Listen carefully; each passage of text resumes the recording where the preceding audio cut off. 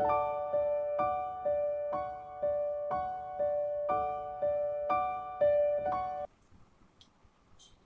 nama saya Andriana Diariana, saya dari kelas 11 MIPA 2, nomor absen 3. Jadi di sini saya akan menjelaskan pengertian dari kebijakan moneter dan tujuan dari kebijakan moneter. Pengertian dari kebijakan moneter adalah kebijakan pemerintah dalam mengendalikan nilai rupiah dengan cara menjaga nilai jumlah uang yang beredar. Contohnya pada saat Lebaran. Pada saat Lebaran, jumlah uang yang beredar cukup meningkat. Hal ini dapat menyebabkan kenaikan harga dalam jangka panjang. Sebaliknya juga, apabila jumlah uang yang beredar terlalu sedikit, maka akan berdampak pada kesejahteraan masyarakat yang menurun. Kebijakan moneter dikendalikan oleh otoritas moneter, di mana dikendalikan atau diatur oleh Bank Sentral.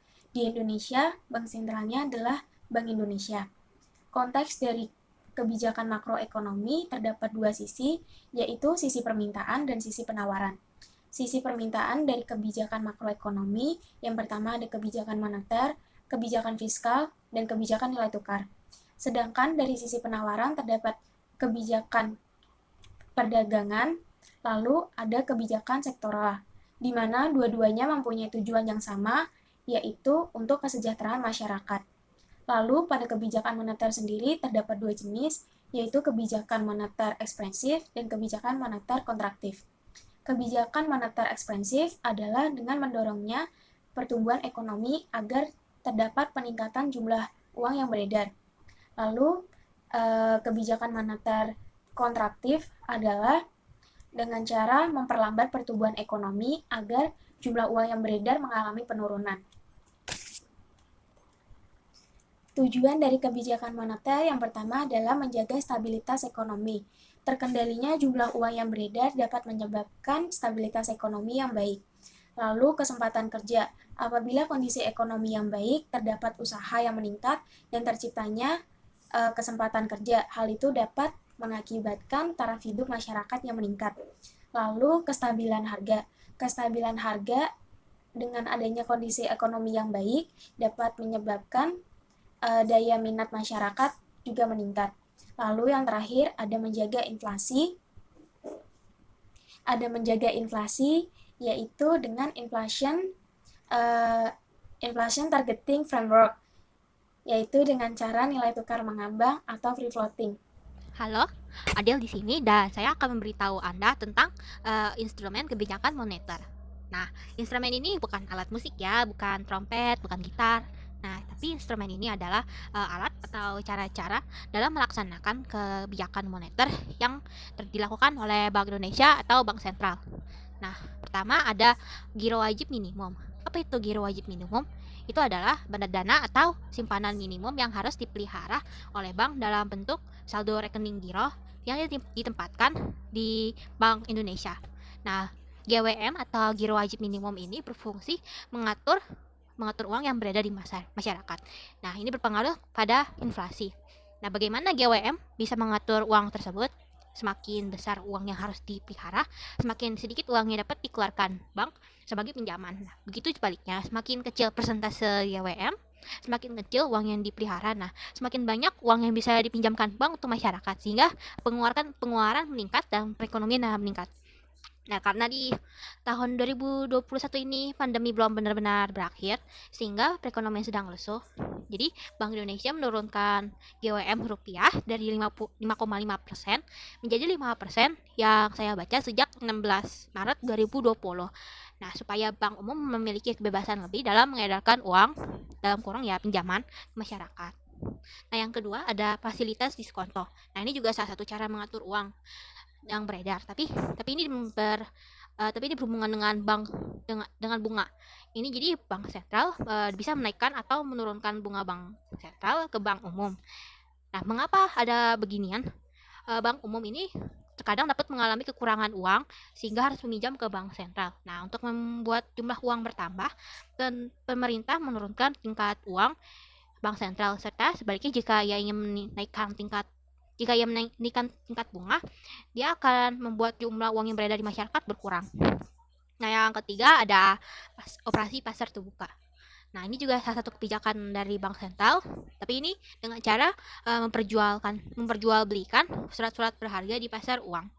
Nah, bila bank sentral bermaksud mengurangi jumlah uang beredar, dilakukan menjual surat berharga kepada bank umum supaya uang yang dapat diedarkan oleh bank disimpan baik oleh bank sentral untuk mengantisipasi penurunan ekonomi. Nah, tentu dengan penjualan surat berharga ini, bank umum mendapat keuntungan berupa bunga. Nah, contoh surat berharga yang diperjualbelikan di Indonesia adalah sertifikat Bank Indonesia. Nah, sebaliknya jika jumlah uang yang beredar ini ingin ditambah, nah bank sentral ini membeli surat berharga dengan tujuan memberikan uang lebih kepada bank umum untuk diedarkan atau diminjamkan kepada masyarakat supaya inflasi naik. Pengertian kebijakan fiskal. Kata fiskal sendiri berasal dari bahasa Latin. Fiscus yaitu nama seorang pemegang kuasa atas keuangan pertama pada zaman Romawi kuno. Pada harfiah berarti keranjang atau tas. Adapun kata fis dalam bahasa Inggris berarti pemendaharaan atau pengaturan keluar masuknya uang dalam kerajaan. Kerajaan fiskal merupakan kerajaan yang dibuat oleh pemerintah dengan cara meningkatkan atau menurunkan pendapatan atau anggaran negara. Pemerintah memiliki kewenangan untuk melakukan besaran anggaran atau pendapatan yang akan dikeluarkan pada program tertentu. Selanjutnya kita akan membahas tujuan kebijaksanaan fiskal. Yang pertama adalah pertumbuhan ekonomi. Di dalam pertumbuhan ekonomi yang tinggi pada suatu negara menjadi tujuan dari diberlakukannya kebijakan fiskal saat perekonomian meningkat. Maka perkembangan bisnis semakin nyata dan masyarakat akan memperoleh pendapatan yang tinggi pula. Pendapatan masyarakat yang tinggi akan menjadi tolak ukur kesejahteraan bangsa secara keseluruhan. Nah, apa sih yang akan dilakukan pemerintah untuk mendorong pertumbuhan ekonomi ini melalui kebijakan fiskal adalah dengan cara mengurangi pajak. Nah, dengan cara mengurangi pajak, dengan begitu masyarakat bisa menjadi lebih membelanjakan pendapatannya yang sejati, mampu meningkatkan investasi dan pendapatan bisnis. Nah, saat pengeluarannya pemerintah lebih tinggi, maka pertumbuhan ekonomi akan terpacu untuk terus meningkat. Selanjutnya yang kedua adalah mencegah pengangguran. Nah, pencegahan terhadap terjadinya pengangguran merupakan tujuan dari diberlakukannya kebijakan ini. Kegagalan dalam mencapai kesempatan kerja penuh atau pengangguran akan menyebabkan tidak tercapainya tingkat pendapatan nasional yang tinggi. Selain itu, adanya pengangguran membuat laju pertumbuhan ekonomi tidak tumbuh maksimal dan bisa saja menurun. Dengan penerapan kebijakan fiskal ini yang tepat, pengangguran dapat dicegah sehingga output nasional tetap terus tumbuh. Hal ini karena kesempatan kerja penuh dapat tercapai dan membuat pendapatan atau perekonomian nasional menjadi tinggi dan laju pertumbuhan ekonomi akan semakin baik. Selanjutnya yang terakhir yaitu yang ketiga, dari tujuan kebijakan fiskal ini adalah stabilitas harga. Nah, tujuan lain dari penerapan fiskal ini adalah untuk mempertahankan harga umum pada tingkat yang layak. Jika harga umum turun secara tajam, maka akan mendorong timbulnya pengangguran karena sektor usaha kehilangan kesempatan untuk memperoleh keuntungan. Lalu kondisi ini akan membuat perusahaan melakukan pemutusan hubungan kerja yang berakibatkan yang akan menimbulkannya pengangguran yang sangat banyak. Sebaliknya, jika harga-harga umum naik tajam dan terus meningkat, maka akan memberikan dampak yang baik bagi perekonomian. Naiknya harga umum menciptakan kesempatan kerja penuh, tetapi masyarakat yang berpenghasilannya rendah akan tetap menderita karena nilai uang terus menurun. Nah, jadi sekarang saya akan jelaskan instrumen kebijakan fiskal. Nah, dalam instrumen kebijakan fiskal terdapat 3 unsur yang dapat dinaikkan atau diturunkan. Nah, yang pertama ada G, yaitu pengeluaran pemerintah. Yang kedua, TR atau pembayaran transfer. TX adalah pemungutan pajak. Nah, saya akan jelaskan dua instrumen kebijakan fiskal, yaitu kebijakan fiskal ekspansif dan kebijakan fiskal kontraktif. Nah, yang pertama yaitu yang ekspansif. Nah, ini untuk bertujuan untuk meningkatkan perekonomian.